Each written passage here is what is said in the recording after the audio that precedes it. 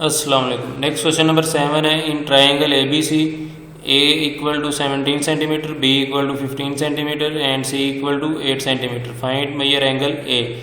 तो अब ये तीनों साइड गिवन है, एंगल ए हमने फाइंड करना है। अब हमें पता नहीं कि ट्राइंगल ये राइट है या नहीं है, तो इसके लिए सिंपल हम क्या करेंगे, जो है वो एक ट्राइंगल बना लेते हैं, लेकिन राइट एंगल ट्राइंगल टाइप बना लेनी है आप लोगों ने, क्योंकि इसमें एक साइड ज़्यादा बड़ी है, मतलब वो 17 है, तो जो बड़ी साइड है वो हमारे पास क्या आ जाएगी, हाइपोटेन्यूज वाली साइड पे रख लेते हैं इसको, तो उसका नाम क्या है ए। उसके बाद उससे छोटी वाली को बेस रख लेते हैं हम, उससे छोटी वाली को, तो बी इक्वल टू कितना आ गया 15, उससे छोटी वाली को सी वो इक्वल टू 8।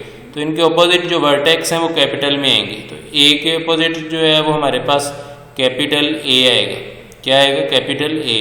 इसी तरह बी के ऑपोजिट कैपिटल बी, इसी तरह सी के ऑपोजिट कैपिटल सी।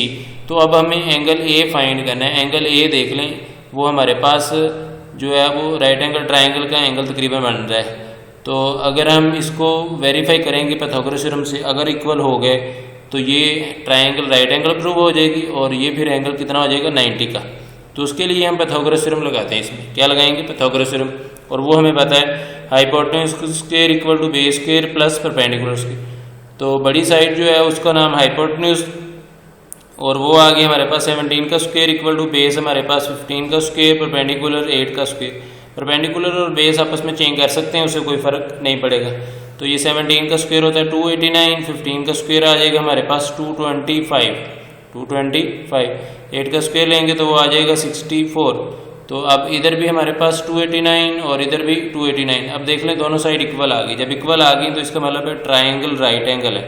ट्राइंगल क्या है, राइट एंगल। तो नीचे हम क्या लिखेंगे, hence proved that triangle is, ये ट्राइंगल का सिंबल है, triangle is right angle, triangle is right angle.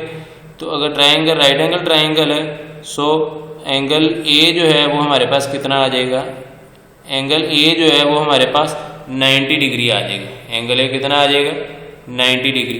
तो इस तरीके से आप लोगों ने इस क्वेश्चन को सॉल्व करना था। होप कि आप लोगों को जो तरीका करवाया गया वो समझ आ गया होगा। थैंक यू एंड अल्लाह हाफिज़।